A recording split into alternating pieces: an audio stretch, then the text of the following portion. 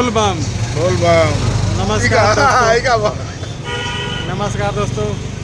इस वर्ष सुरेश भैया के संग हम लोग पुनः बाबा धाम आज प्रस्थान कर रहे हैं। आगे जितने भी श्रद्धालु हैं सभी का आपका एक एक करके परिचय कराएंगे। आइए मंदिर में मेरे साथ।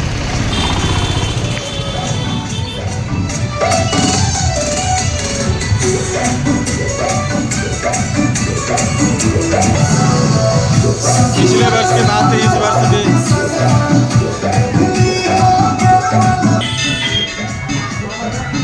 मित्रों इस बार हम लोग बाबा धाम कुछ नए नए भक्त श्रद्धालुओं के साथ जा रहे हैं।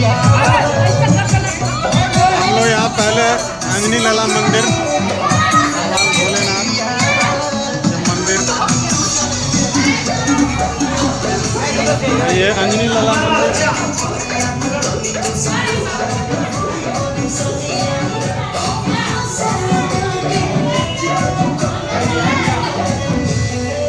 अंजनी लाला मंदिर भगवान बजरंगबली अंजनी माता के गोद